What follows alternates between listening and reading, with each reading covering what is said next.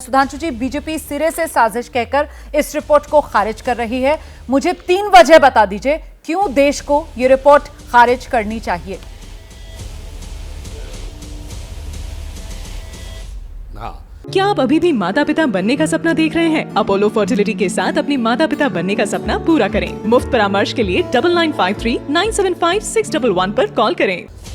पहली वजह यह है कि हिंडनबर्ग को खुद सेबी की तरफ से नोटिस दिया गया है कि आपने जो आरोप किए हैं वो आरोप आप सब्सटेंशिएट करिए in the month of July. तो हिंदी में कहावत होती है, उल्टा चोर कोतवाल को डांटे। अगर उन्होंने उस नोटिस का जवाब दे दिया होता point by point, logical, legal rebuttal, यानी तकनीकी और कानूनी जवाब दे दिया होता, फिर वो कहते तो समझ में आता है। जवाब तो दिया नहीं, उल्टा उन्होंने इस प्रकार का आरोप लगाना शुरू किया। दूसरा, जो हमारे मित्र लोग हैं, कम से कम हिंडनबर्ग का वो आरोप पढ़ तो ले, वो क्या बोल रहा है कि साहब 10 साल पहले ऐसा ऐसा ऐसा ऐसा हुआ था, कभी कोई चीज जिसका वो कोई सब्सटेंटिव एविडेंस नहीं दे पा रहे हैं। जो कंसर्न पर्सन है उन्होंने इस बात को टोटली रिफ्यूट कर दिया। तीसरा कारण यह है, हिंडनबर्ग एक कंपनी है जो फॉरवर्ड ट्रेडिंग करती है।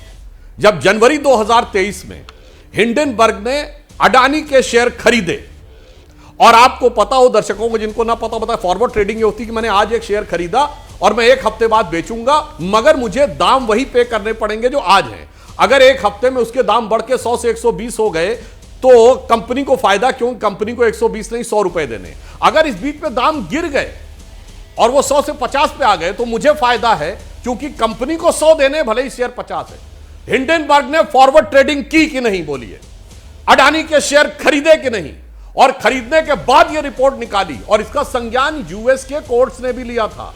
और उनके रिपोर्ट निकलने से गड़बड़ नहीं होता। यहां बजट सत्र से ठीक पहले वो रिपोर्ट आई थी जनवरी 2023 में, और खूब हल्ला मचाया गया, और जब शेयर धड़ाम से नीचे गिर गए तुरंत हिंडनबर्ग ने शेयर सेल कर दिए। तो ये करोड़ों रुपए कमाए, इसमें बिजनेस वाला भी एंगल दिखता है। और दूसरी, मैं एक और बात कह दूं जी, पिछले 2-3 सालों से हर संसद सत्र से पहले कोई ना कोई विदेश से रिपोर्ट कैसे आ जाती है। अभी ये भी सत्र के दौरान आई। इनकी पिछली रिपोर्ट जनवरी 23 से पहले आई थी। उससे पहले आप याद करिए, रिलीजियस फ्रीडम की रिपोर्ट कभी आ जाएगी। बीबीसी की डॉक्यूमेंट्री भी ठीक संसद सत्र से पहले आई थी। किसानों के बारे में कमेंट भी संसद सत्र के दौरान आया था। ग्रेटा थनबर्ग का बयान भी संसद सत्र के दौरान आया था।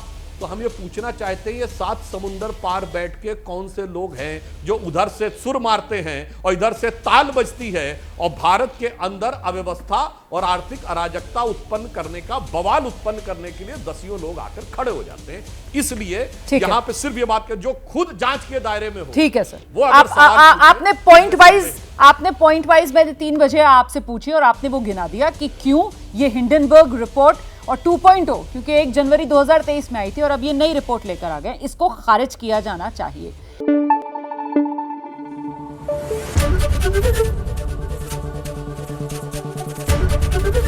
एबीपी न्यूज आपको रखे आगे।